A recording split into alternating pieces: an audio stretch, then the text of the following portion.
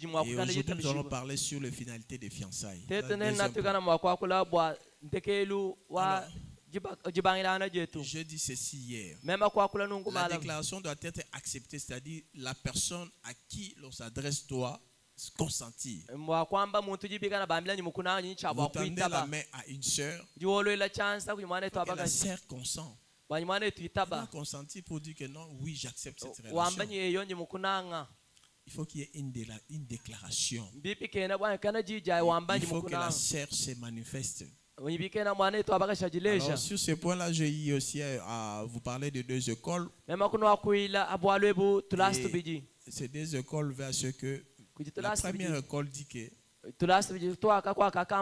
la femme, étant donné qu'elle a les mêmes sentiments que l'homme, elle peut aussi faire des déclarations pour dire que non, frère, je t'aime. Vous savez, nous les Africains ici, ce sont des choses rares. Voir une sœur te dire que non, en tout cas, c'est pas une naïo. Vous allez même la traiter d'une pute, ou soit d'une fille moins sérieuse. Donc, cette école-là veut dire que non, comme la sœur a le même sentiment que le frère, il peut aussi dire que non. Il peut aussi faire des avances au frère pour lui dire que frère, je t'aime. Est-ce que vous pouvez faire ça? Une sœur peut faire ça. J'ai pensé ça, si ça ne sera pas le cas. Alors, il y a encore une autre école qui dit que, la deuxième école dit que, donc le frère est obligé d'aller vers la sœur. Et c'est ce qui se passe couramment. Ouais, la première école là, ce sont souvent les Occidentaux. Vous voyez, en Europe, cette matière, les gens, c'est qui ne cachent pas leurs sentiments. Les femmes, des fois, en Europe, ils font des avances à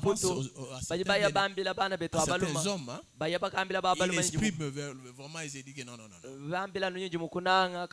la deuxième école dit que non, il faut que le frère se manifeste. Le frère puisse dire à la sœur effectivement qu'il l'aime.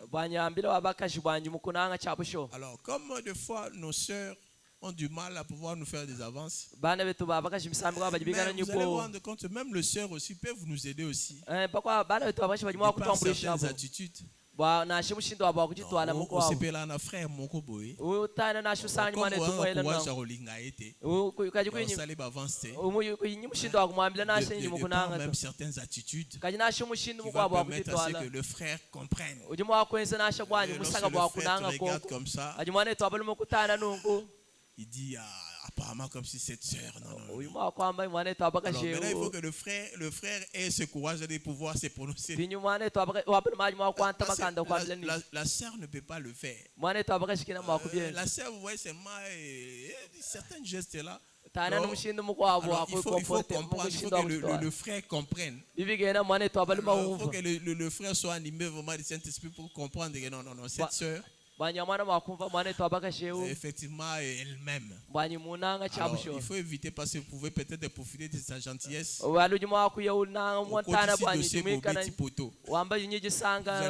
Vous allez comme ça, vous dites à la sœur vous rejette. Donc, je vais parler de ces deux écoles pour vous dire que non, nous avons les mêmes sentiments.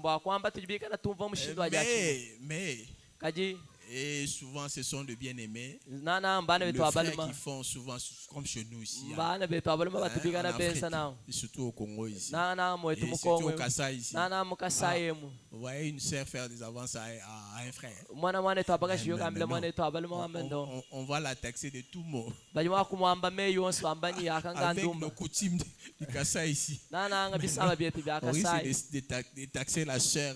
Vraiment, on dit tout ce qu'on peut dire à cette sœur. Alors, la sœur aussi a le même sentiment que le frère. La sœur attaque une femme, elle a le même sentiment que l'homme. Mais quand c'est le frère, si vous avez besoin de la chair, Allez vers la sœur.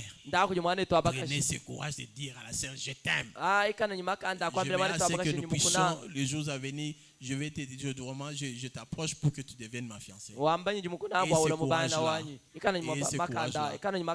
ne profitez pas derrière la gentillesse de certaines sœurs ici. Parce qu'il y a certaines sœurs aussi qui sont ouvertes. Mais ne pensez pas que par le fait que la sœur est ouverte, elle est gentille à ton égard, tu vas te permettre peut-être d'aller lui faire des avances. Et pendant qu'elle n'est pas là. Donc ce sont des risques à prendre. Voilà comment on est tenté de vous préparer par rapport aux fiançailles. Donc, en cette matière, il y a des réalités.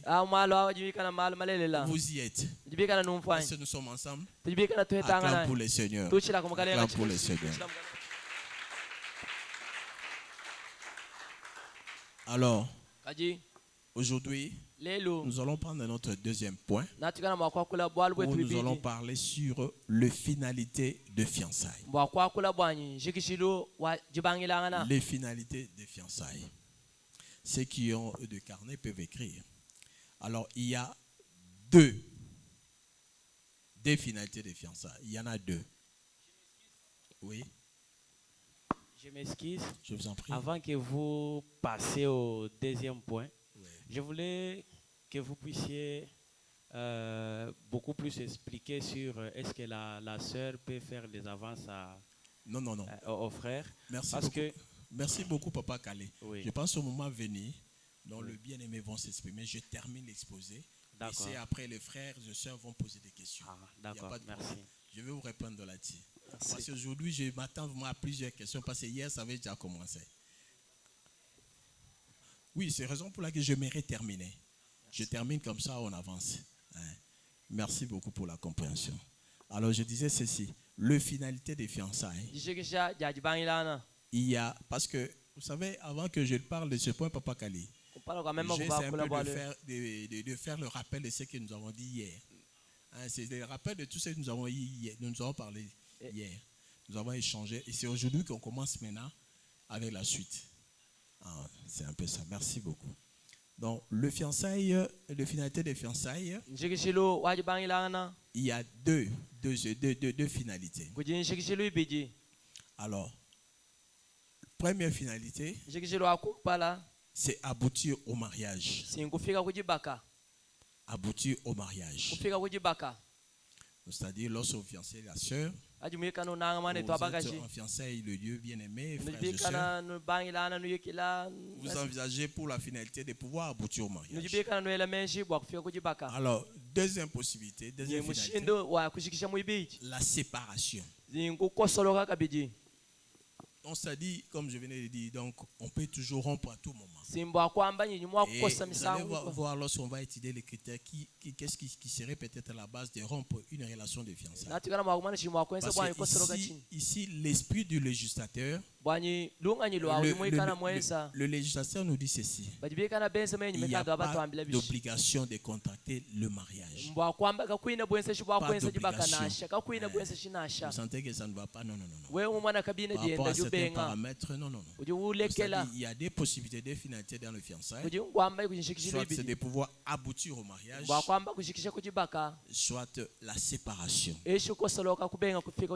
Alors, les raisons de séparation. Nous allons parler de raisons de séparation. Mais la loi dit ceci. On ne peut pas rompre abusivement. Parce que lorsque vous rompez abusivement, vous risquez même de dédommager la sœur. Parce que la sœur peut vous dire que vous avez passé tout le temps avec elle. Et par la suite, vous rompez abusivement sans raison valable. La sœur peut vous traduire en justice. Parce que vous avez rompu abusivement. C'est ça aussi l'avantage que les sœurs aussi ont. Ouais. Alors, il y a des raisons de séparation. Les raisons de séparation, parmi ces raisons, la première raison, les raisons de séparation. La première raison, lorsqu'on est incompatible physiquement. Lorsque on est incompatible physiquement. Je donne un exemple. Vous êtes en relation de fiançailles avec le bien-aimé, vous êtes entre les deux bien-aimés, le frère et la sœur. Alors, vous tendez vers votre mariage pour concrétiser votre rêve. Mais vous vous rendez compte que lorsque vous allez faire, parce que si on parle de l'incompatibilité physique, les examens prénuptiaux révèlent à ce que le frère est atteint du sida. La sœur est atteinte du sida. Est-ce que vous allez continuer avec ces bien-aimés? Oui, ce sont des dangers que nous courons. Et c'est pourquoi on dit, pendant cette période, le fiancé doit être chassé. Évitez le rapport sexuel, parce que vous essayez même de contracter, d'attraper le sida sans le savoir. Ce sont des raisons où on peut rompre au fiançailles. Les examens pour le saut donnent positif. La sœur ou le frère, l'un des conjoints est positif. Et vous allez encore continuer. Il y a encore une autre deuxième raison. Un autre exemple par rapport au facteur Rhésus. Vous faites des examens de facteur Rhésus, vous donne la sœur et AS, par exemple, ou SS. Vous savez bien que le facteur Rhésus, lorsqu'on dit que la personne est AS, c'est une anémie. Le médecin sont ici, docteur, vous connaissez ce que je suis en train de dire. Alors, lorsqu'on dit que vous vous rendez compte que la sœur, par rapport à ces facteurs Rhésus, la sœur est anémique. Est-ce faut-il continuer avec la sœur ou le frère? Ça peut être pas seulement du côté de la sœur, même du côté du frère aussi. Est-ce que la sœur, pouvez-vous continuer avec cette relation avec le frère? Vous êtes obligé de pouvoir rompre. Donc, parce que vous êtes incompatible physiquement. Alors, il y a aussi une deuxième raison. C'est l'opposition systématique de deux familles. L'opposition systématique de deux familles. Ça pose souvent des problèmes.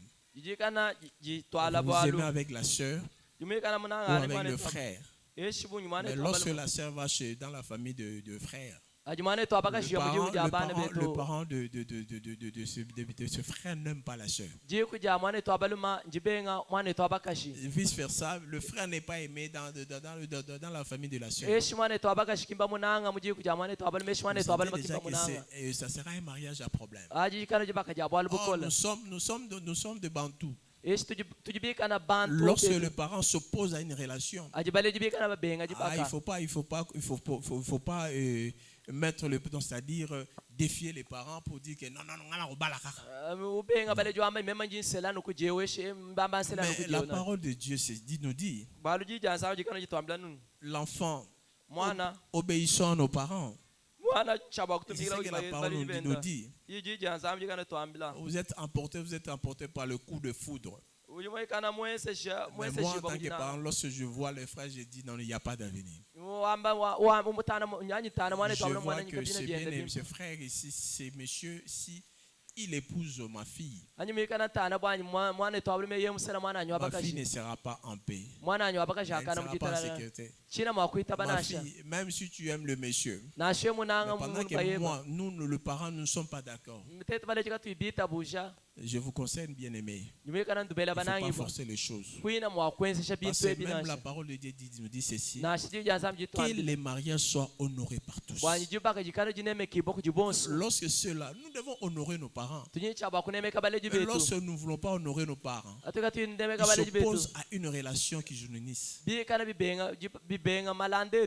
Est-ce qu'il faut-il continuer? Nous devons continuer. Alors, l'une des raisons qui peuvent faire en sorte que vous puissiez vous séparer aussi, l'opposition systématique des deux familles. Les deux familles ne s'entendent pas. Et du côté du frère, Et du côté de la sœur, ils ne s'entendent pas. Et c'est vous là, vous devez encore continuer. Nous sommes des Bantous, nous sommes en Afrique. Et précisément ici, chez nous au Kasaï.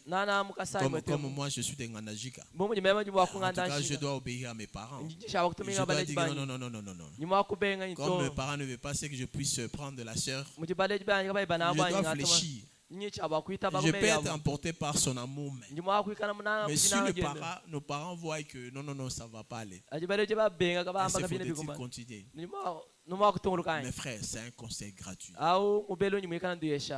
Parce que le mariage, c'est une affaire de deux familles. Les deux familles doivent être d'accord. Vous vous rappelez une fois là, lorsque le bien-aimé garçon s'est marié ici. Parce qu'à l'église, on demande aux parents, est-ce que vous acceptez que votre fils soit marié par le frère X, le monsieur X? Parce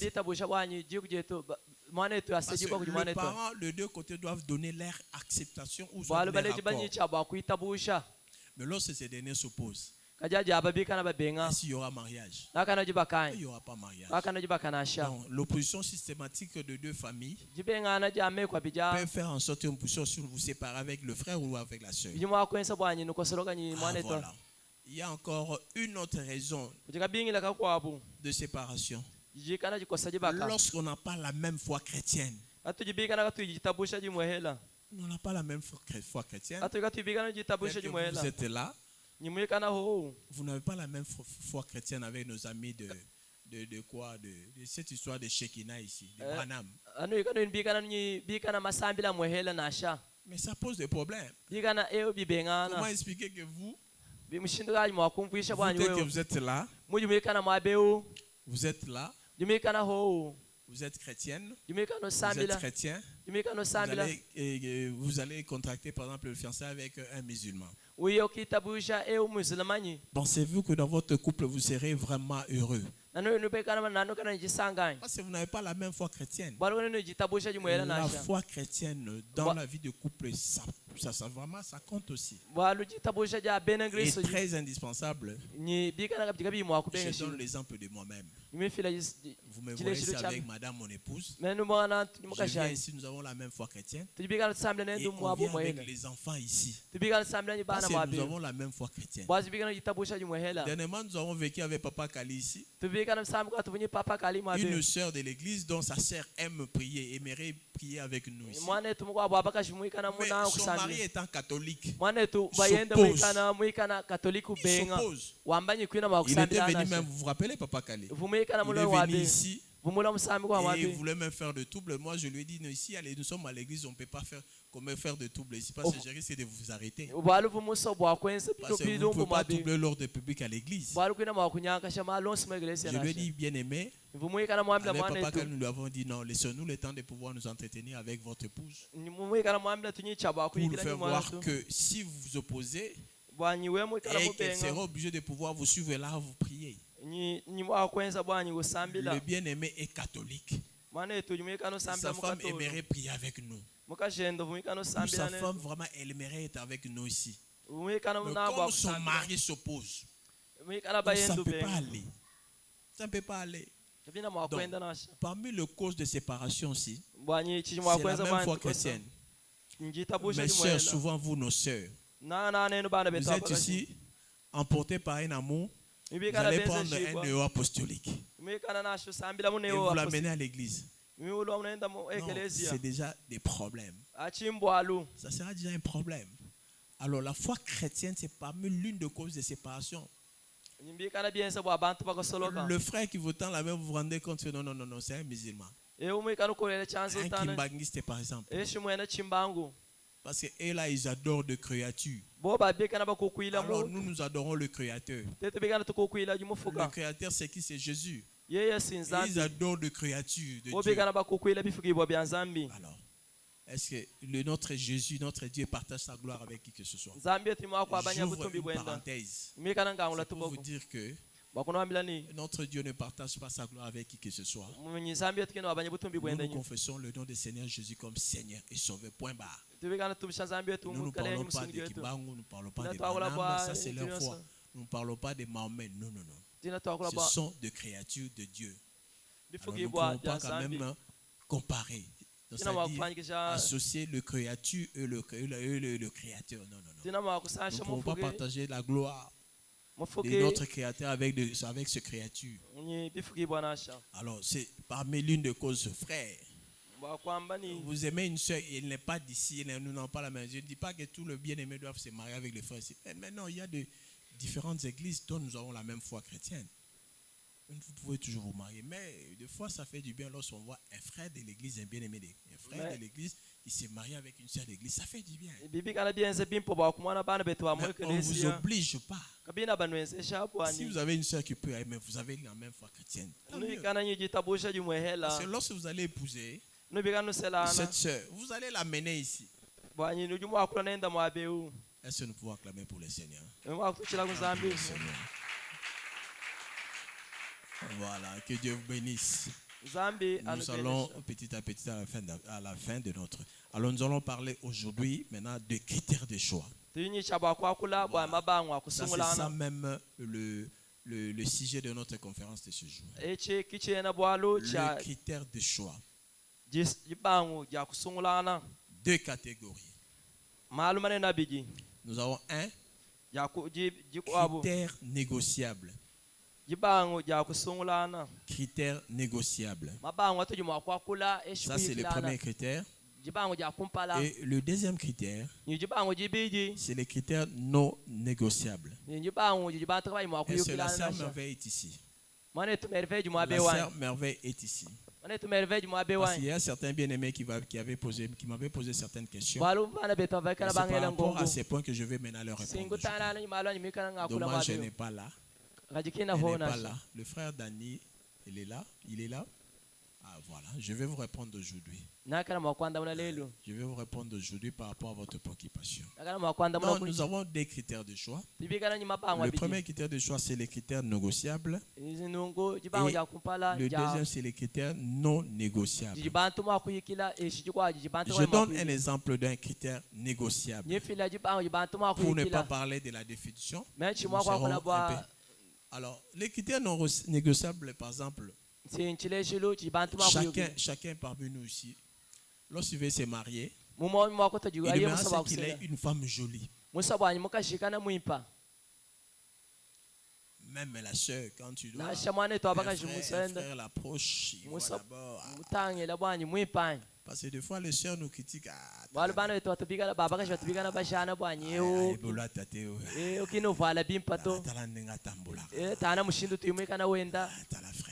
Je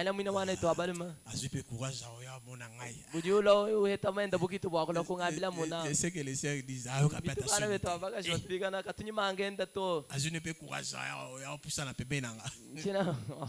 c'est comme ça se passe souvent. Avec nos sœurs que vous voyez, frère. Lorsqu'il s'agit d'aller vers une sœur, d'aller aborder une sœur, il faut vraiment prendre toutes les dispositions utiles. Parce que la sœur aussi va voir. Donc,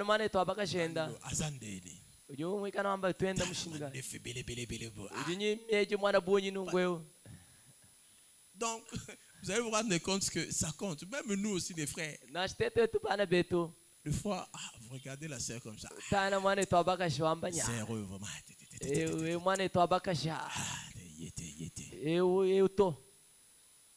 Donc, ça fait partie des critères de choix négociables. Alors, le critère lié, par exemple, au niveau d'instruction. C'est aussi un critère. Pourquoi je dis ça? Parce que par rapport aux critères des choix, par exemple, négociables, est-ce faut-il se marier seulement avec quelqu'un par le fait que tu l'as vu, il est beau, il est présentable? Ça se négocie aussi. Parce que moi, je peux dire que non, bon, la sœur ici, quand bien elle n'est pas vraiment du... Mais non, lorsque je vois son comportement, sa façon d'être, elle a une certaine vertu. Non. Mes frères et sœurs, laisse-moi vous dire ceci. Laisse-moi vous dire ceci. Parce que si ça ne dépendait que de la beauté, mais toutes les femmes jolies là que vous voyez, n'allez pas se prostituer. Parce que vous allez vous rendre compte, la plupart des femmes là qui sont jolies, ce sont les femmes qui se prostituent. Parce que si vous avez rapport à Kitoko, Donc, en cette matière, c'est pas seulement la beauté. Il y a beaucoup de paramètres, beaucoup de critères qui entrent en ligne de compte. Ça, c'est un conseil gratuit. Parce que soyo la niga moi si pour nzoto. Mais lorsque la femme a un mauvais comportement, non.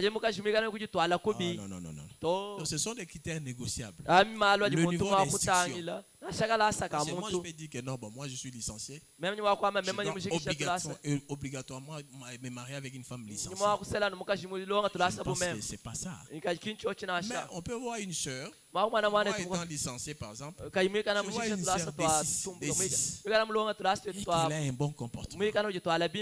Je me dis non, quand bien même le niveau est un peu bas par rapport à moi, elle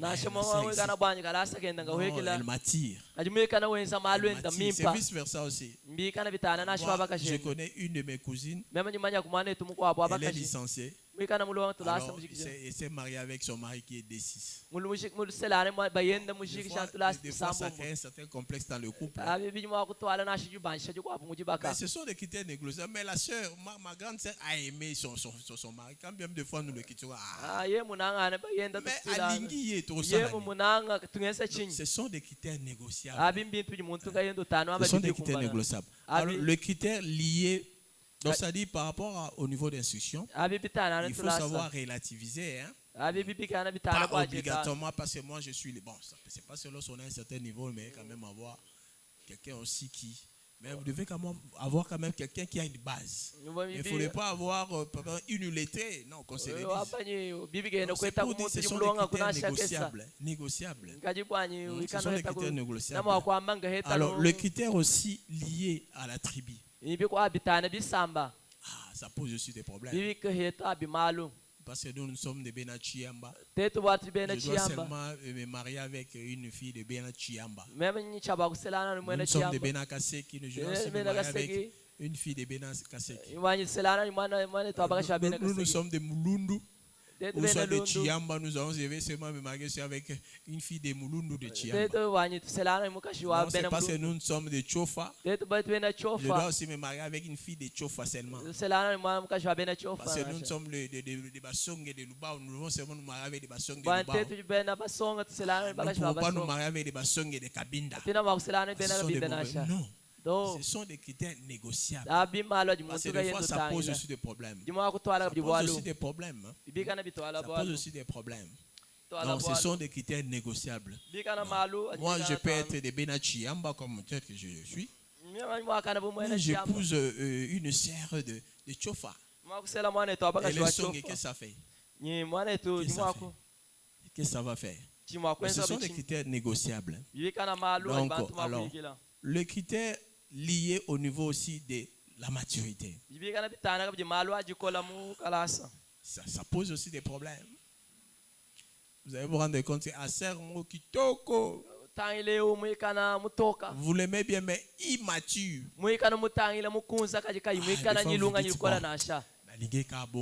Moi-même, je fais un effort pour la redresser, à même l'amener jusqu'à un certain niveau. Mais je reviens, j'ouvre une parenthèse par rapport à le critère de l'instruction. Parce que nous devons faire la part des choses. L'instruction et l'éducation, ce sont deux choses différentes. L'instruction, c'est au niveau de l'école. À l'université, nous allons à l'école pour qu'on soit instruit. Mais l'éducation, c'est à partir de la maison. Lorsque à la maison, vous n'êtes pas bien éduqué, vous vous rendez compte des fois les élèves ou les étudiants qui manquent du respect à leur professeur. Pourquoi? Parce qu'ils n'ont pas été bien éduqués. L'éducation, c'est à partir de la maison. Alors, c'est par rapport à cet aspect, ces critères-là, liés à l'instruction.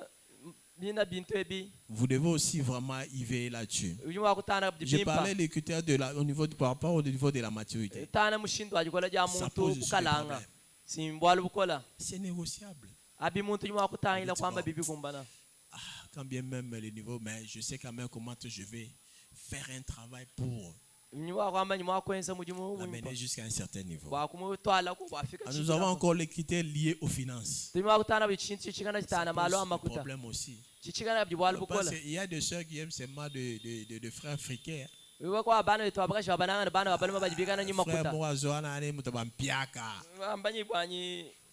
Quand vous le regardez comme ça, vous dites ah, oui, vraiment.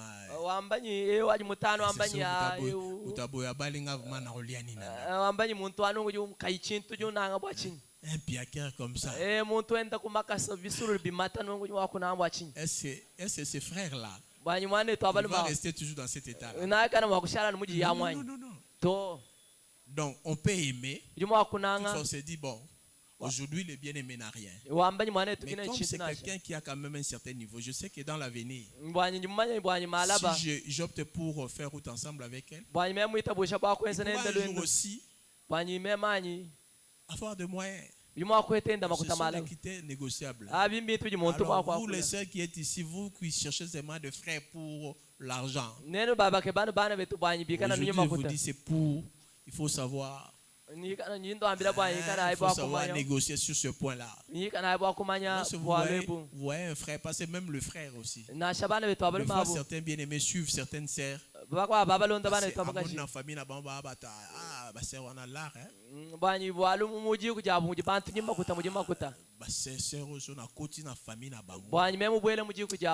Comme père n'a ministre, ça c'est un amour par intérêt. Comme père on a comme il a l'argent, même par rapport à la manifestation de notre mariage, il va mettre le paquet. Ou soit la sœur va faire pression à son père, donner de l'argent pour que notre mariage soit bien organisé. Ça, c'est un critère négociable. Il ne faut pas seulement avoir l'argent. Il ne faut pas seulement avoir. Donc, ce sont des critères négociables. Ils n'ont pas aussi dit qu'il faut prendre un frère qui est inutile. Qui n'a absolument rien. Quand même un peu niveau là. Ça fait partie aussi des critères négociables.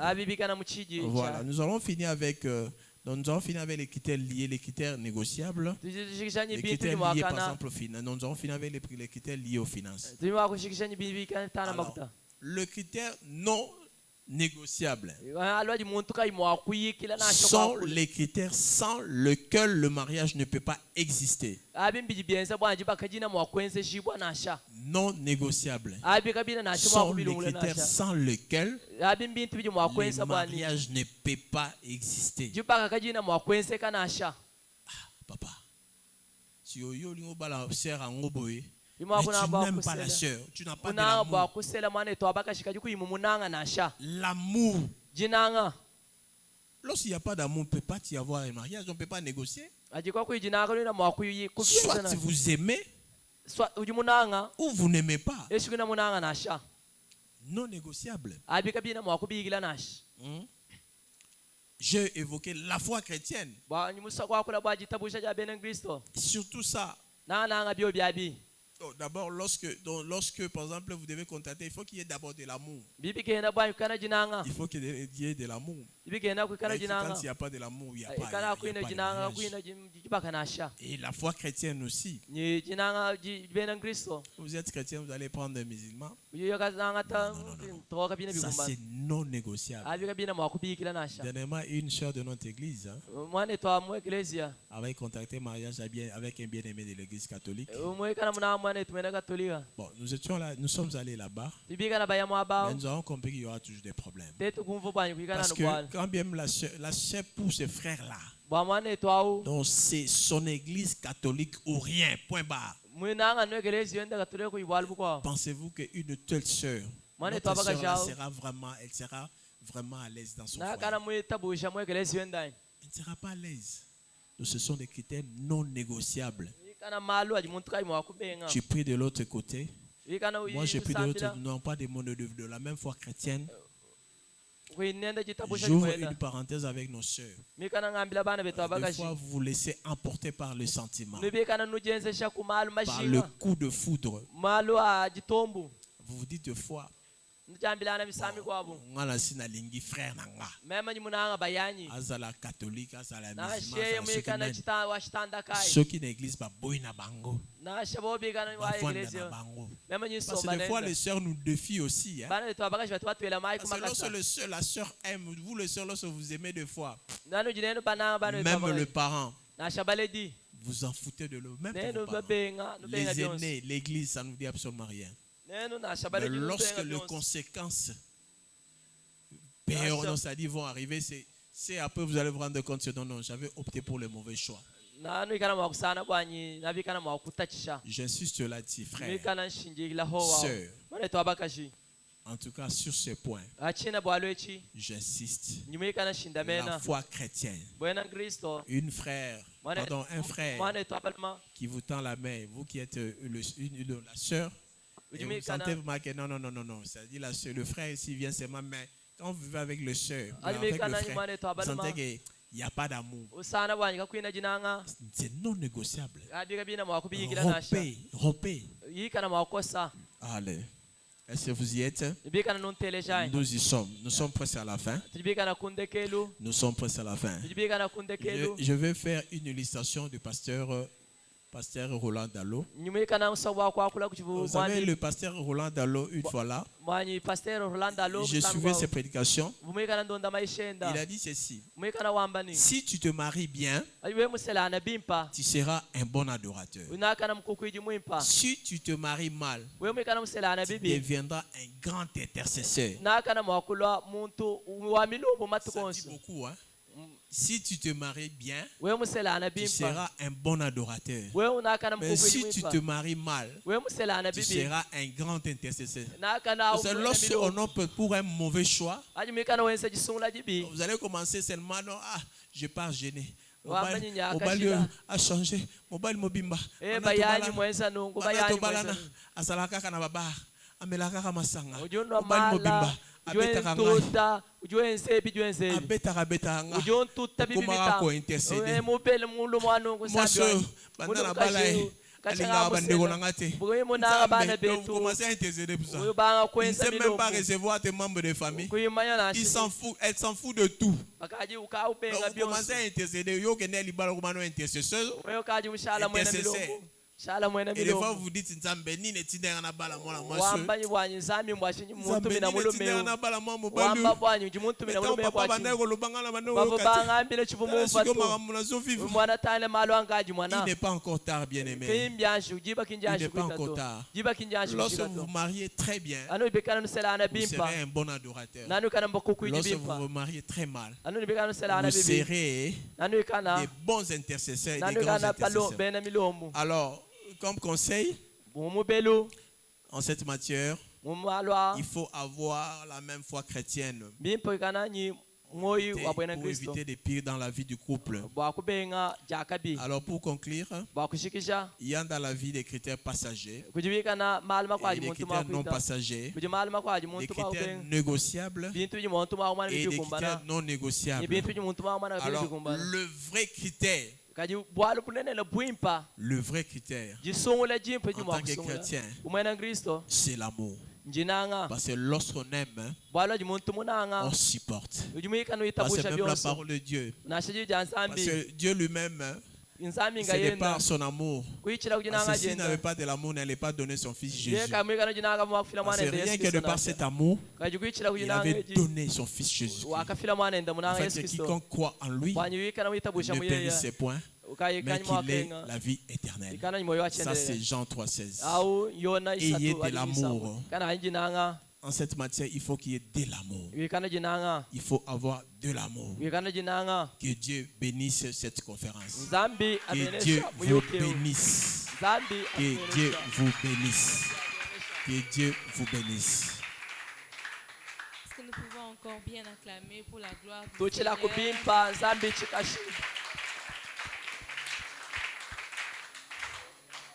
Il y a quelqu'un qui a été béni qui peut balancer sa main. Acclame encore le Seigneur, acclame pour la gloire du Seigneur.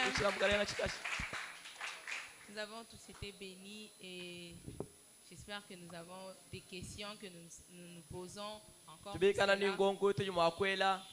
Mais avant que nous puissions passer à cette étape des questions, j'aimerais que ceux qui n'avaient pas encore offert pour la première fois puissent venir offrir. Et le service protocole va nous aider. Les autres avaient déjà offert, mais vous n'étiez pas là. Peut-être quand nous avons offert, veuillez tenir votre offrande et nous allons prier. Tiens ton offrande et dis quelque chose sur ton offrande avant de venir offrir avec joie. Seigneur, bénis toute main qui sera tendue dans ces paniers, multiplie au centuple. Donne la sémence au Seigneur, l'Éternel, notre Dieu, pour la gloire de Jésus. Gloire et louange à toi, Seigneur Jésus. Nous nous avançons pour offrir à notre Dieu avec joie.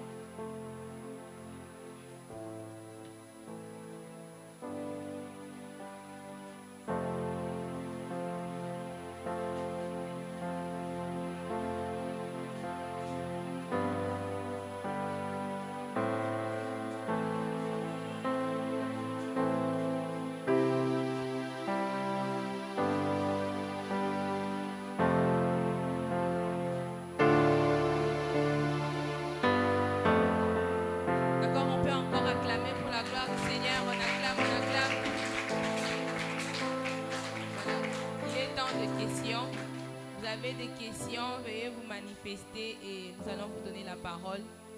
Exprimez-vous avec liberté. Vous avez des préoccupations, quelque chose que vous n'avez peut-être pas bien compris. Papa est encore là pour répondre. Est-ce que quelqu'un a une question? On va nous aider avec le micro pour ceux qui ont des questions. Le micro. Bon, nous commençons avec la sœur qui est de l'autre côté. J'aimerais que je vais dire une chose. Ceux-là qui vont poser des questions doivent pouvoir d'abord se présenter. Et lorsque vous présentez, vous posez votre question. Nous allons prendre des questions à 3 séries. 3 questions, 3 premiers interventions. Et puis après, nous allons prendre l'autre. Il y a encore du temps, c'est jusqu'à 19h. Nous sommes encore 18h25. Nous avons encore du temps. Alors ceux qui sont disponibles pour pouvoir poser des questions peuvent poser. Okay, merci pour la parole. Merci pour la parole. Mon nom c'est Thérèse Moulana. Ma question dit ceci. Il y a aujourd'hui les fiancés qui, pendant leur période, ils font 10 ans, 7 ans. Maintenant, les garçons trouvent bon d'aller doter. Ils disent à la femme, on va passer d'abord à l'hôpital.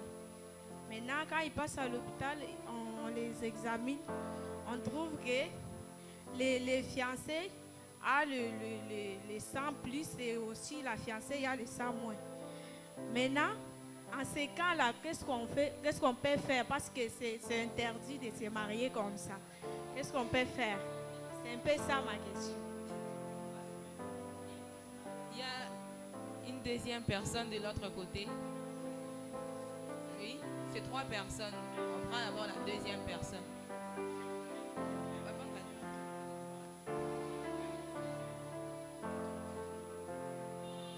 Je voulais vous proposer, pour que nous puissions aller très vite, parce qu'on n'a pas beaucoup de temps, au lieu qu'on pose la question, vous notez et puis vous commencez à expliquer, vous n'allez pas prendre encore beaucoup de temps. C'est comme ça que moi, je voulais que ça soit question-réponse, comme ça on va très vite. C'est ma proposition. Volontiers, Papa Kali. Ouais. Merci. Voilà, je vais aussi répondre à la question de la sœur. La sœur nous a dit ceci. Ils étaient en période de fiançailles avec le frère. Et c'est par la suite, pendant le moment où on devait faire les examens prénuptiaux, on se rend compte que le frère a plus de sang. Et ils seront incompatibles. Mais c'est clair. C'est un critère non négociable. C'est un critère non négociable parce que vous devez rompre. Parce que le jour où vous avez dit, c'est-à-dire vous dites, vous prenez l'option de pouvoir vous marier. Il faut tenir compte des enfants que vous allez mettre au monde. Donc vous devez rompre. Où est la sœur? La sœur... c'est laquelle... non, mettez-vous un peu debout. Hein, Sœur Thérèse, si ce frère-là a plus de sang, hein, je vous réponds déjà. Si ce frère-là a plus de sang, parce que je sais que peut-être il y a un frère, hein, s'il a beaucoup de sang, même si... Pardon? Bon, c'est juste une supposition, je ne dis pas ça. Hein? Vous vous rendez compte? Donc ça dit, ils sont déjà incompatibles. Ça ne va pas aller. Hein? Ils ne vont pas aboutir. Donc, voilà parmi les raisons de séparation. Ils doivent se séparer. Hein? Donc c'est clair, ils doivent se séparer. Ils doivent se séparer. Ouais. Ils doivent se séparer. Pardon? Il y a une deuxième personne de notre côté. Je pense que vous êtes satisfaite. L'Auguste Auditoire, vous avez compris, hein? Très bien, ça va. Alors, un autre bien-aimé. D'accord, merci de la parole. C'est le frère Jurès Chichikou. Oui. J'ai dit d'abord merci Papa Roger pour cet exposé riche. Merci bien. Qui vient ajouter un plus à notre petite connaissance. En vous écoutant, vous avez parlé de quelques facteurs qui peuvent amener les gens à rompre. Et parmi les facteurs, vous avez parlé de l'opposition de deux familles. Lorsque les deux familles ne sont pas pour cette relation, sont contre cette relation, les gens, les deux amoureux doivent carrément rompre. Et vous avez donné une preuve biblique qui dit en Éphésiens 6, la Bible dit « Enfants, obéissez à vos parents ». Mais moi, je voudrais un peu poser une question parce que nous nous rendons compte qu'il y a des personnes qui sont tellement amoureuses. On amène la fille à la maison, les parents sont contre la fille. Mais ils ne donnent aucune raison valable. Or, hier, vous nous avez parlé qu'il faut toujours demander la volonté de Dieu.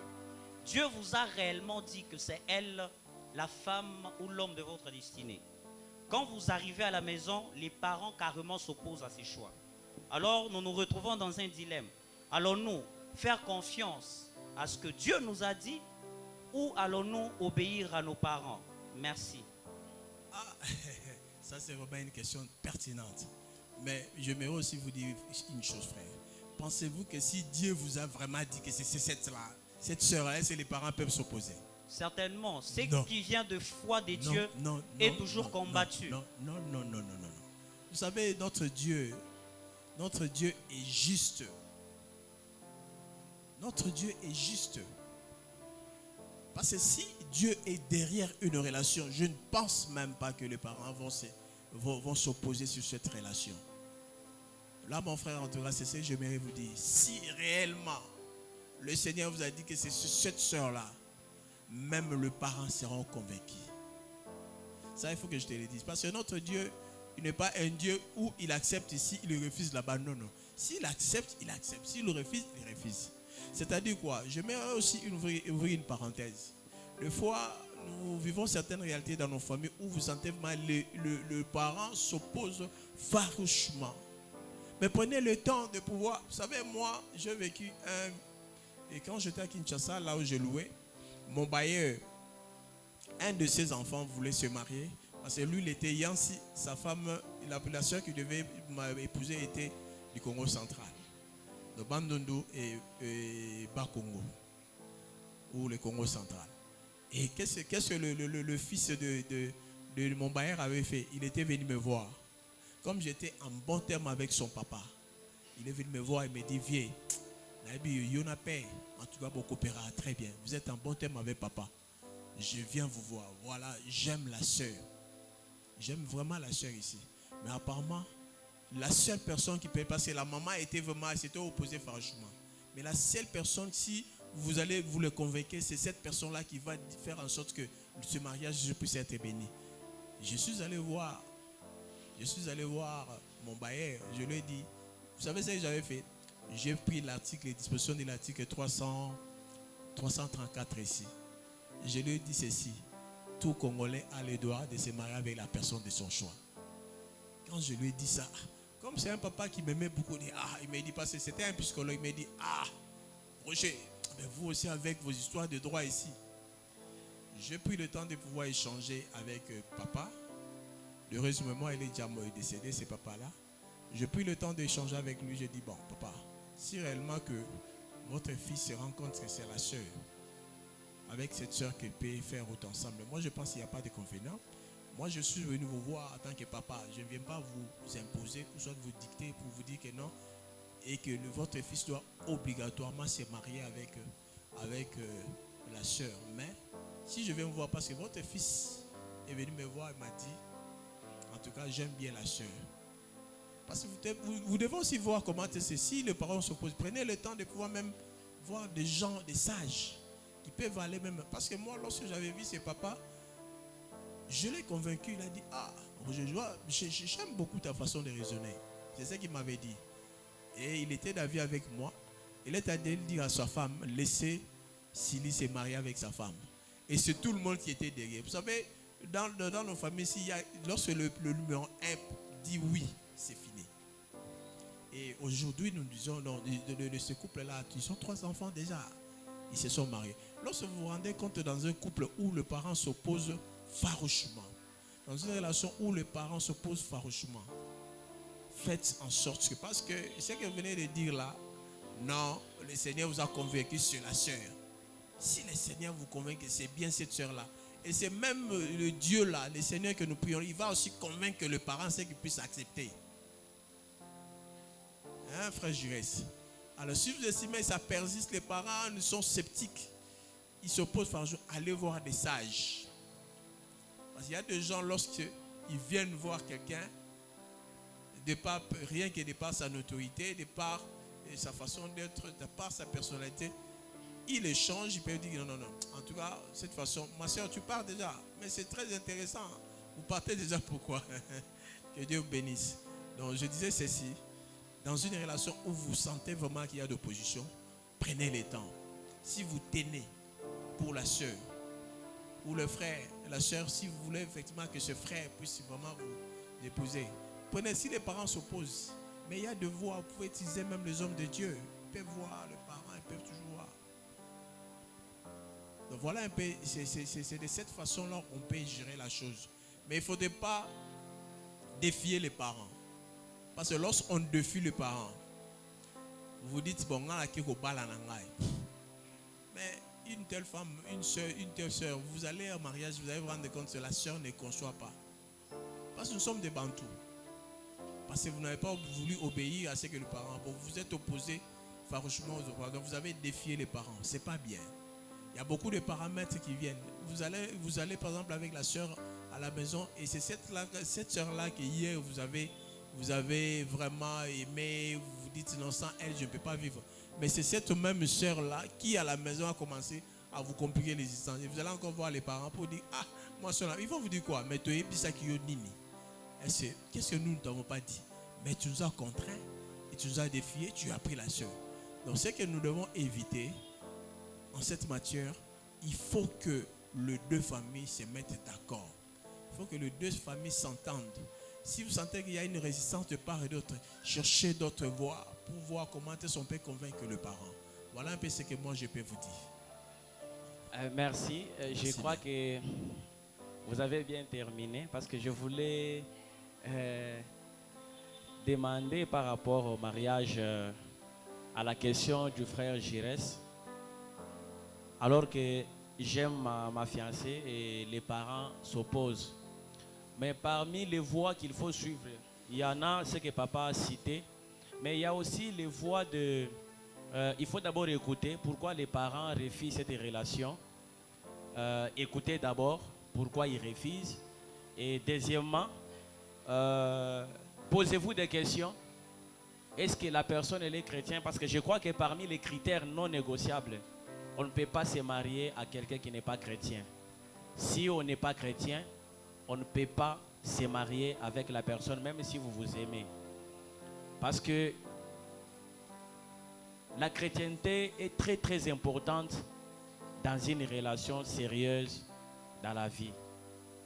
Alors, si les parents, vous remarquez que non, les parents n'ont pas de raison par rapport à ce qu'ils avancent comme raison, prenez le temps de prier.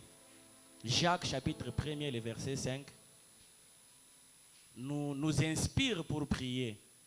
Vous pouvez prier, demander à Dieu, poser à Dieu des questions et rester unis, chercher les voies qu'il faut peut-être convaincre afin d'aller voir les parents. Parce que j'aimerais dire, souligner quelque chose, dans tout ce que les parents disent, il y a toujours une vérité quelque part. Même si quand les parents s'opposent, il faut toujours prendre le temps de réfléchir. Pourquoi les parents s'opposent? Parce qu'ils ont vu les choses avant nous. Peut-être que papa ou maman Ils ont déjà vu quelque chose chez la sœur. Dès les premiers jours, on l'a vu. Et ils se sont opposés. Mais si vous vous tenez, bon, priez, demandez à Dieu et prouvez réellement que vous vous aimez. Je crois que papa a donné la bonne réponse. Mais je voulais insister aussi au niveau des critères. Parmi les critères non négociables, la Bible dit on ne se met pas sous le même joug avec les infidèles. C'est-à-dire, quand la personne n'est pas chrétienne, ne vous mettez pas ensemble avec elle. Parce que votre avenir est sur base, sera défini par votre, dans ce à quoi vous croyez. Si vous n'êtes pas chrétien, sachez bien que quand il y aura des conflits dans votre mariage, les voies que vous allez chercher pour résoudre les problèmes, ce sera les voies de Satan.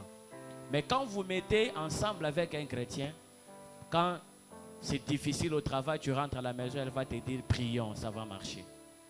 Cherchons à Dieu et ça va marcher. Allons-y à la prière, ça va marcher. Mais si la personne n'est pas chrétienne, elle va vous dire non, je connais une tante qui peut nous aider. Je crois que c'est parmi les critères non négociables. Il y en a aussi cela. Merci. Merci beaucoup, Papa Kali, pour avoir renseigné. J'ai vraiment aimé, mais il y a quelque chose que j'ai retenu lorsque Papa Kali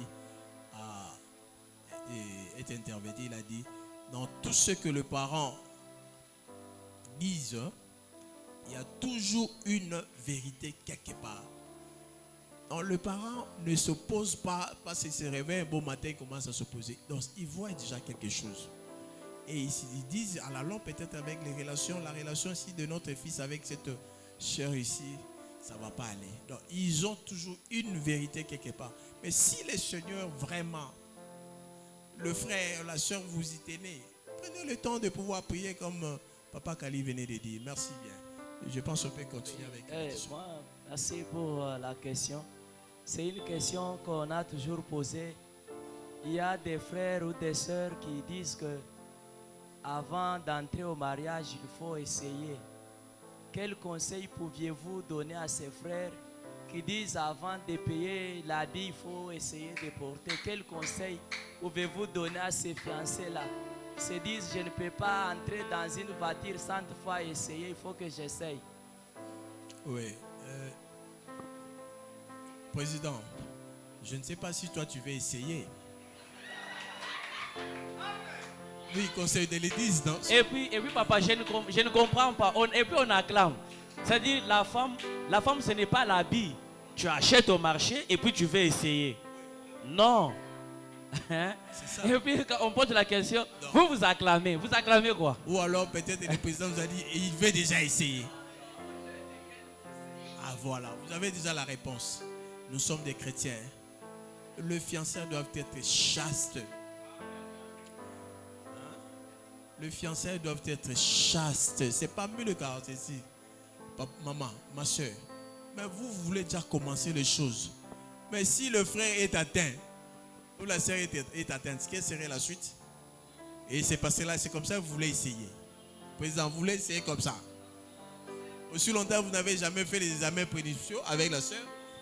Donc, tous ces examens-là, vous n'avez jamais fait et vous voulez essayer. Non, vous, je sais que vous n'avez pas essayé. Je dis, donc c'est à l'intention de tout le monde. Donc, vous allez essayer là où peut-être il y a ça ne va pas. Nous sommes chrétiens, nous devons nous conformer à la parole de Dieu.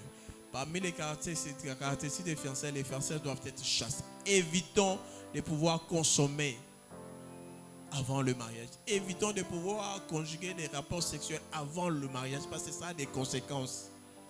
Ça a des conséquences. Si réellement vous aimez la soeur, attendez les moments opportuns. Nous sommes chrétiens, nous devons nous conformer à la parole de Dieu. Voilà ce que moi je peux vous dire. Il y a encore une autre question? Merci de la parole. Moi, c'est le frère Victor Kabanga. Le frère? Frère Victor Kabanga. Victor Kabanga. Oui, allez-y. J'ai des petites questions. La première est la suivante. Que pensez-vous des mineurs? Parce que d'abord, c'est par rapport à l'âge. Vous avez dit que le mariage, c'est pour les deux personnes majeures. Alors, ma question se pose là-dessus. que dites-vous de mineurs émancipés? C'est-à-dire ces mineurs qui sont capables de prendre des décisions avec maturité en fait. Que pensez-vous? Parce qu'il y a des mineurs comme ça, un quart de 17 ans, mais capable de prendre une décision qui peut refléter genre. Alors la deuxième question. Non, attends, que je te réponde d'abord à la première question. Je sais que tu es juriste. Hein? Tu fais le droit, n'est-ce pas? Je l'ai senti. Non, tu ne peux pas. Bon, ça va. Apparemment, tu es cultivé. Mais on parle déjà de la minorité. Hein? La minorité suppose que la personne n'a pas encore atteint l'âge de 18 ans. C'est clair. Et c'est parmi les caractéristiques. Donc, je te dis, parmi les caractéristiques, le fiançailles doit être une affaire de adultes, de majeurs. Deux personnes qui sont majeures. Point barre. Vous allez me parler de la minorité émancipée, ça veut dire quoi? Vous êtes émancipé en rapport avec quoi? Pourquoi vous voulez aller si vite en besoin? On dit que lorsqu'on est mineur, c'est-à-dire on n'a pas encore atteint l'âge de la majorité, on est enfant. Tout celui qui a moins de 18 ans, il est encore enfant, il est encore mineur ou elle est encore mineure. Tout celui qui a atteint 18 ans, il est majeur. Quand bien même il peut être un enfant, mais il est majeur. Est-ce qu'on se comprend? C'est-à-dire, on dit le fiançailles sont une affaire des adultes, des personnes âgées. Point barre. Donc vous êtes moins âgé, vous ne pouvez pas déjà vous faire une idée sur le fiançailles. D'ailleurs, hier, j'avais dit ça. Mon fils est né, il est mineur. Quand bien même il est lancé. Donc il ne peut même pas me parler de mariage. On a un jour qui vient là me dit non papa, vous voyez la sœur X ou la sœur. Non, je vais moi-même là, je vais lui dire papa. Ce n'est pas le moment que je dois me parler de ça. J'ai toujours pris l'exemple de chez moi. De chez moi, toujours de chez moi. D'accord, satisfait. Merci bien. Est-ce que c'est compris? Est-ce que vous êtes satisfait? Donc lorsqu'on est mineur, on n'est pas même de pouvoir contracter les mariages. On n'est pas même de pouvoir contracter les fiançailles. Ça va? Et d'ailleurs, par définition, les fiançailles ne sont que de simples promesses qui n'obligent pas l'un des conjoints de pouvoir contracter le mariage. Pas d'obligation. Et vous êtes mineur, vous voulez vous engager en cette matière. Pourquoi? Vous êtes mineur, attendez le moment opportun. Lorsque vous allez atteindre l'âge de la majorité, c'est après que vous devez contracter les fiançailles, soit le mariage. Je pense que nous sommes compris. Merci bien. La deuxième question est la suivante. Oui. Parmi les raisons de rupture, oui, les caractéristiques des fiançailles ne peuvent pas aussi faire part. C'est-à-dire, vous vous rendez compte que tu es avec un partenaire et vous vous rendez compte que parmi les caractéristiques des fiançailles, peut-être elle n'aime pas, disons, elle ne veut pas que les fiançailles soient basés sur les valeurs nobles. N'est-ce pas une raison de rupture? Ou soit on doit toujours suivre la logique? Je venais de dire tantôt, c'est pendant cette période, mon frère, c'est clair. Lorsque vous vous rendez compte, vous avez affaire à quelqu'un qui ne veut pas parler de certaines choses d'une valeur noble. Mais c'est clair. Par rapport même à la définition même de fiançailles. Donc ça dit, vous voyez déjà qu'avec celle-ci, ça ne va pas aboutir. On ne peut pas aller trop loin. Vous vivez avec une soeur où vous vous êtes fiancé, la soeur ne sait pas vous dire la vérité. La soeur n'est pas droite, ou soit droite avec vous. Est-ce faut-il évoluer avec une telle soeur? Faut-il évoluer avec une telle soeur? Parce que ce genre de soeur, elle peut commencer à te mener, il t'amène de permettez-moi les termes en lingala, on dit les makango. Donc ça dit, il a une histoire là dehors. Quand bien même l'homme, vous êtes ensemble, mais il commence après à faire des histoires. Il vous amène des gens à la maison, il dit non, celui-ci, c'est moi la tata, moi c'est Nabiso. Mais or, à ça, likango naï. Hein? Likango en français, c'est quoi? Likango. Concubin, c'est concubin, voilà. Hein, mon ami? Est-ce qu'on s'est compris? Lorsque vous sentez qu'il n'y a pas la loyauté, il n'y a pas la justice, il n'y a pas de vérité, non. Déjà, donc c'est-à-dire l'avenir de ce couple est compromettant. Mon ami, est-ce qu'on s'est compris? Vous êtes satisfait? Il y a une sœur ici. On peut donner la parole à la sœur qui est juste devant.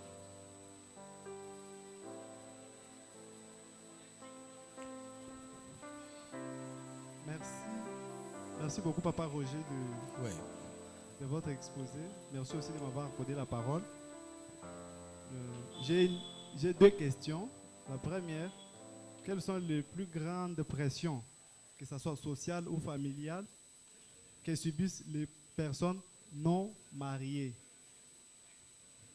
La deuxième question. Réponds un peu à la première question. Quelles sont les plus grandes pressions sociales ou familiales que subissent les personnes non mariées? Les pressions, comme par exemple? Bon, par exemple, dans une famille où il y a les sœurs, elles ont déjà avancé en âge. Et voilà, c'est la maman qui réclame, tu dois aller chez toi. C'est une sorte de pression. Ou soit c'est le garçon qui est chez lui. Merci. Voilà. La deuxième question, c'est... Non. Je vais d'abord répondre à la première question. En cette matière, on ne fait pas la course. On peut recevoir des pressions, mais lorsqu'on n'est pas encore prêt, on ne peut pas céder aux caprices. Mais je sais qu'ici, souvent, et surtout au Kasaï, où nous vivons deux fois, nos parents aimeraient c'est que nos filles ou nos fils puissent se marier le plus tôt possible. Mais c'est bien beau, mais il faut vraiment le faire au moment opportun. Moi, je ne sais pas si ce n'est pas mauvais, mais ce sont des choses qu'il faut bien mûrir notre réflexion quant à ça. Il faut prendre son temps de pouvoir mûrir la réflexion, même pour faire voir aux parents. C'est bien beau. Je vis moi tel que je suis là, mon jeune frère qui vient juste après moi, il s'est marié avec moi. Mais ce n'est pas par le fait qu'il s'était marié avec moi. Nous avons le frère Gaston ici, c'est le jeune frère au frère Juré. Il s'est marié avant son grand frère, qu'est-ce que ça fait? Cette histoire de mariage, c'est un problème de temps. Il ne faut pas vous marier sous pression. Hein? Même, je sais que nos parents ici ils aiment nous voir, peut-être parce qu'avec tout ce qui se passe ici, chez nous au Kasaï, où les parents doivent mettre les paquets pour son fils pour aller se marier. C'est bien beau. Mais on doit se préparer dans tout ça. Hein? Donc ce sont des histoires qu'il faut même gérer au niveau des familles. Hein? Donc pour ne pas dire manquer de respect aux responsables, soit à nos parents, hein? Leur faire savoir poliment, là, avec beaucoup de sagesse, hein? Donc faire voir à papa, à maman, non, voilà. Ce sont des humains, ils peuvent aussi comprendre, ils peuvent dire non. Par rapport à ce que notre fils nous dit, je pense que nous pouvons encore nous laisser des temps de pouvoir se préparer. C'est bien beau. Ici, au Kassai, des fois, ce sont des parents qui mettent des paquets pour leurs enfants. Mais c'est bien, mais pensez-vous que lorsqu'on va vous marier, par exemple, on va vous marier pour vous une femme, mais cette femme-là, qui va la nourrir? Ce ne sont pas les parents, c'est vous-même. C'est-à-dire, c'est pour dire que le mariage, c'est quelque chose de... C'est une affaire des adultes, de responsables. Il ne faut pas vous marier si longtemps que vous-même vous rendez compte que si aujourd'hui, on peut marier une femme pour moi, mais quand elle sera à la maison, qu'est-ce qu'elle va manger? Vous savez, avec nos épouses ici, ça, c'est ce que je dis. Papa Kali, c'est ce que je dis. La femme, vous savez, des fois, vous dormez avec elle, si c'est que vous n'avez rien. Mais le matin, vous demandez des pesambons à mapa. C'est ça la femme. La femme, c'est un autre qui a sa façon de voir les choses. Vous rentrez de la maison, vous dites non, aujourd'hui, je n'ai rien réussi. Mais elle fait semblant. Le matin, lorsqu'elle se réveille, elle dit non, mais on dit que je m'en fous ici. Ça, c'est ça. C'est la nature de femme. Alors, c'est pour vous dire que le mariage ici, il ne faut pas prendre ça à la légère. Ce n'est pas par le fait qu'on vous dit, je donne cet exemple pour moi-même, je vis ça. Je vis ça. Mais des fois, on comprend que ça, c'est la nature de la femme. Toutes les femmes sont comme ça. Même si elle est licenciée. Toutes les femmes sont comme ça. C'est-à-dire la femme, c'est un être à part, où elle a aussi sa façon de voir les choses. C'est pour vous dire que par rapport au mariage, hein, donc vous devez vraiment vous préparer en conséquence. Ne vous mariez pas sous pression. Ne te marie pas parce que mon jeune frère s'est marié. Frère je ne reste pas. Ce n'est pas parce que le frère Gaston s'est marié et moi aussi je dois me marier. Prends son temps. Prenez votre temps de pouvoir vous préparer. Préparez-vous en conséquence. Hein, frère Joël. Oui. Donc il faut vraiment vous préparer. Donc ce genre d'histoire, il faut gérer ça. Hein, les pressions. Oh non, mais on ne va pas la déponner. Il faut se préparer. N'est-ce pas? Oui. Est-ce que nous sommes tous d'accord? Est-ce que nous sommes tous d'accord? Voilà si je pouvais. J'avais une deuxième question. Non, ça c'est la première question. La deuxième question, qu'est-ce que signifie être prêt pour le mariage selon vous? Être prêt pour le mariage. Oui, selon vous. Seulement être prêt pour le mariage. D'abord, à un certain niveau, lorsqu'on est majeur, d'abord, il faut être d'abord majeur par rapport aux conditions. Quelqu'un, tu dois être prêt pour le mariage. Quelqu'un qui est majeur. Quelqu'un qui est mature. Quelqu'un où à un certain moment il se rend compte qu'il peut être à même de pouvoir s'assumer. Frère Joël, tu as posé une question, mais tu ne suis pas. Hein? Tu ne suis pas. Être prêt, c'est pour dire c'est quelqu'un, ce genre de personnes sont à même de pouvoir s'assumer. Je pousse quelqu'un, je prends la fille d'autrui, l'enfant d'autrui, je l'épouse, je serai à même de pouvoir la nourrir, la vêtir, prendre de ses soins médicaux. Demain, lorsque nous aurons des enfants, je serai à même de pouvoir faire face à la survie de ces enfants, à la scolarité des enfants. Même aux soins médicaux, je serai à même de pouvoir vêtir ces derniers. Mais qu'on se le dise, vous n'avez rien. Et vous avez dit, vous êtes prêts. Oh non, vous voulez seulement vous marier parce qu'on parle de 10 bacs. Lorsqu'on dit on est prêt, il y a beaucoup de paramètres qui entrent en ligne de compte. Beaucoup de paramètres qui entrent en ligne de compte. Non, il ne faut pas dire que non, bon, tout là, nous nous non. Il faut éviter ça, mon frère. Non, tout que les restes nous non. Et d'ailleurs, comme conseil, je vais vous dire une chose. Moi, c'est un exemple de moi-même là. Lorsqu'on doit être prêt, on doit avoir le minimum. Le minimum. C'est-à-dire quoi? Vous prenez l'option de pouvoir vous marier, mais il faut avoir déjà un lit. Vous allez épouser la femme de tour là, c'est un kitikwa là. Vous connaissez les kitikwa là? Vous voyez les lits là en... Hein? Comment on appelle ça? En bois. Hein? Mais c'est là. Et non. Il ne faudrait pas que non. Quelqu'un qui est prêt, c'est-à-dire vous devez avoir les minimums quand même. C'est-à-dire on ne peut pas d'emblée, c'est-à-dire aussitôt, quand la femme arrive, elle voit tout. Non, non, non. Ayez d'abord le minimum. La première des choses, quelqu'un qui aspire au mariage, il doit avoir un chez lui d'abord.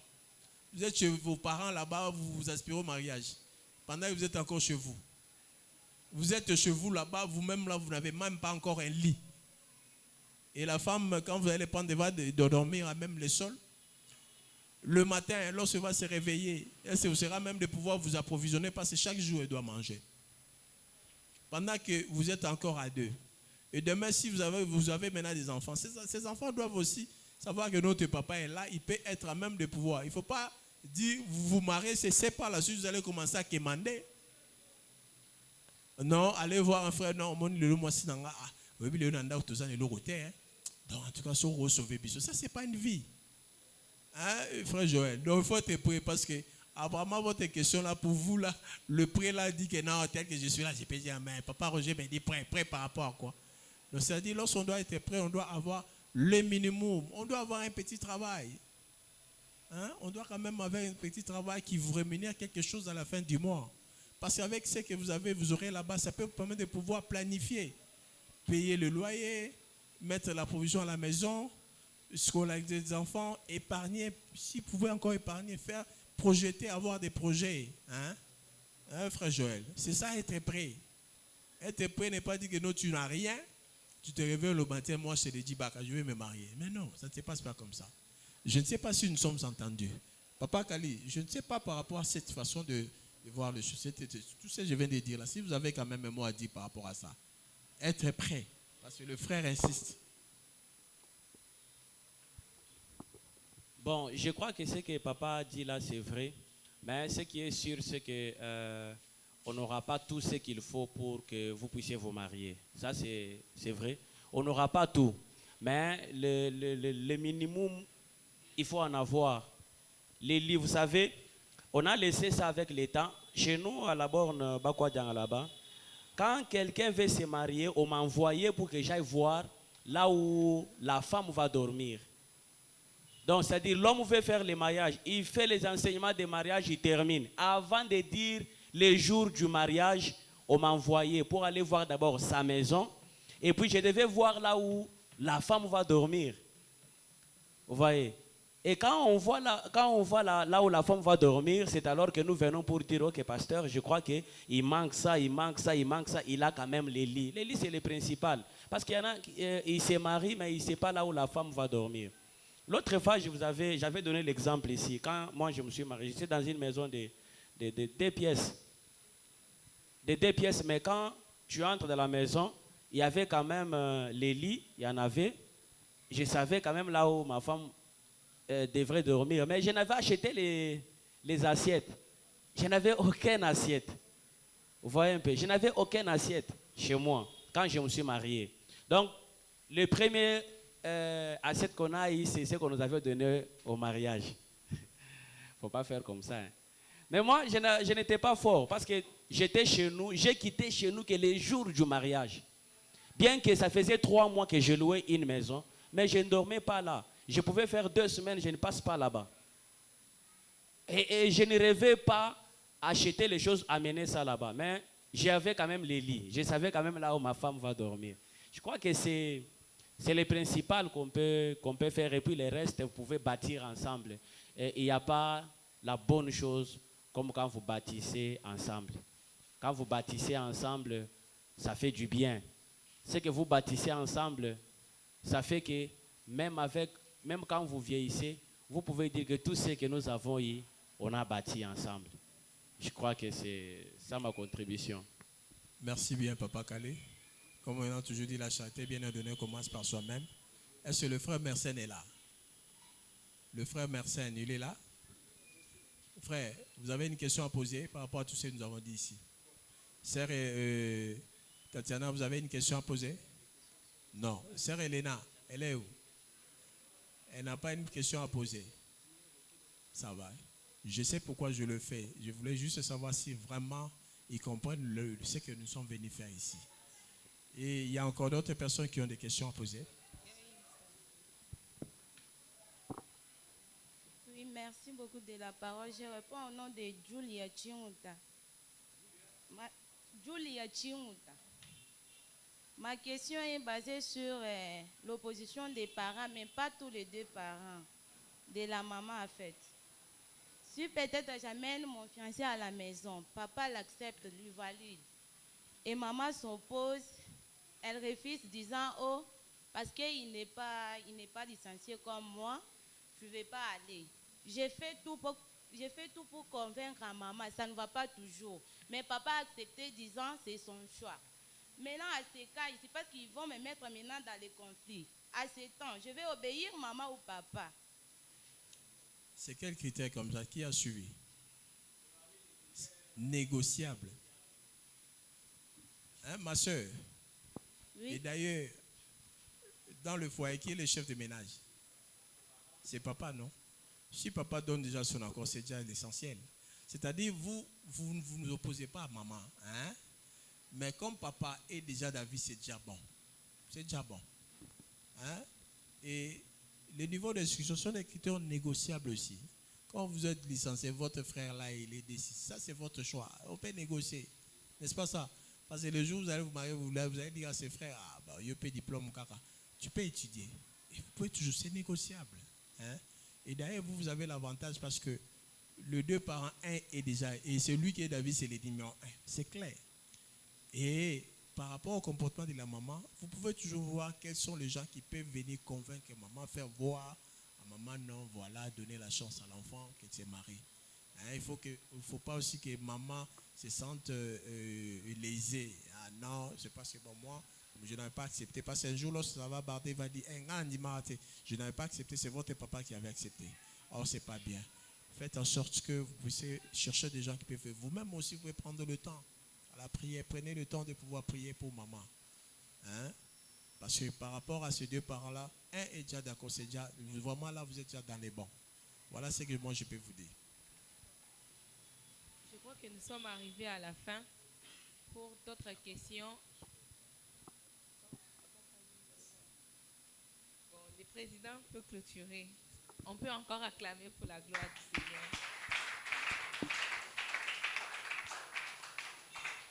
Merci beaucoup. Vous allez m'excuser. Président, pardon. Je vais répondre. Il y a le frère Dani. Votre question d'hier, c'était quoi? Vous avez déjà les réponses?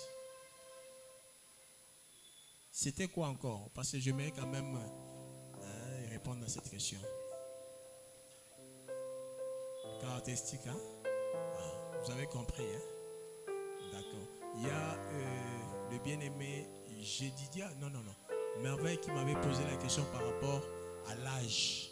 C'est un critère négociable. Vous savez, pourquoi je dis négociable? Moi, je connais, il y a même certains serviteurs de Dieu qui se sont mariés, où vous sentez que soit ils sont soit de même âge. Moi, je connais un couple, ils sont serviteurs de Dieu. la femme est plus âgée de 2 ans.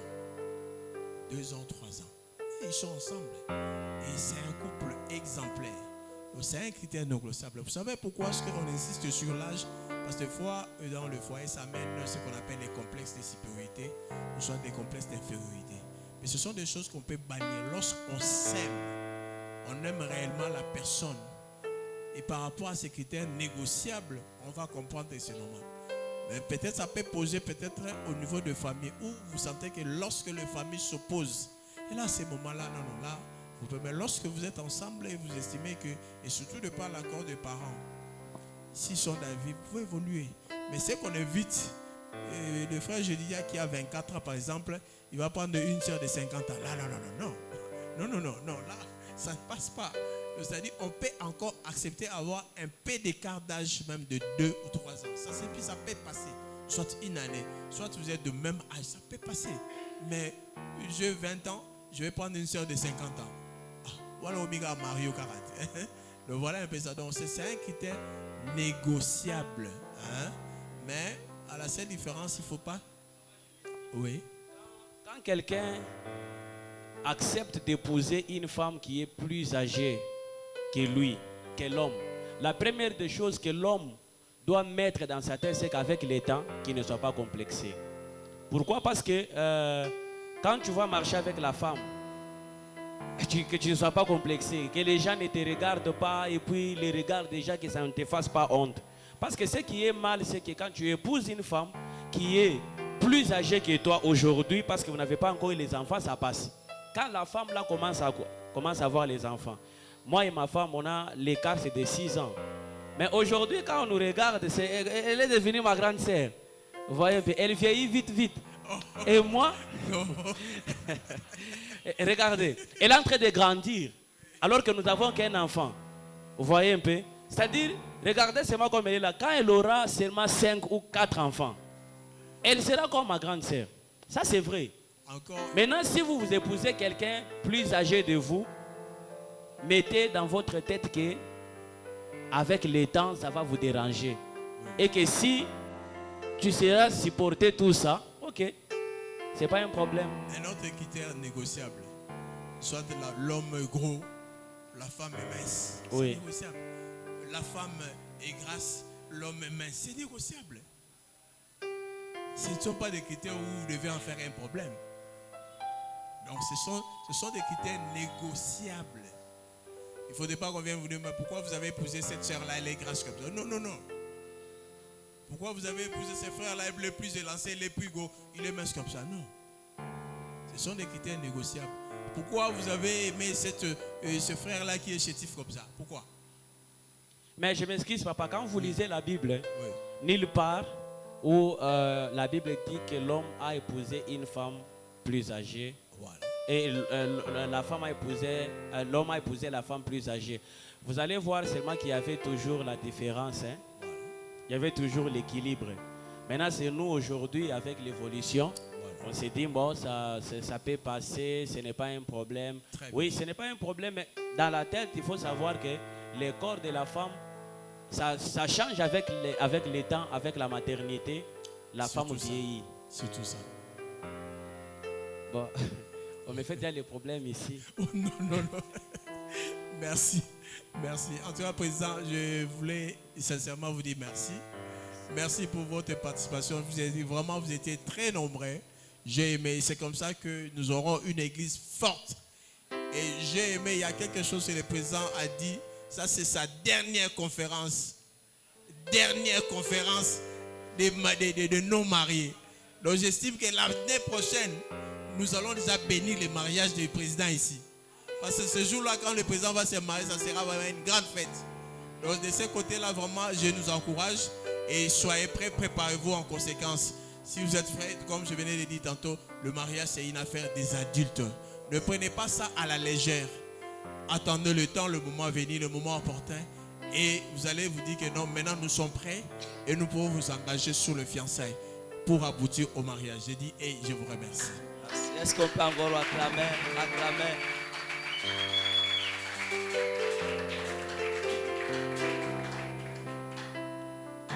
Nous disons merci à Dieu parce qu'il est le maître des temps et des circonstances. Papa, nous vous disons merci pour la disponibilité accordée à ces jours. Je vous en prie. Les jours restent inoubliables.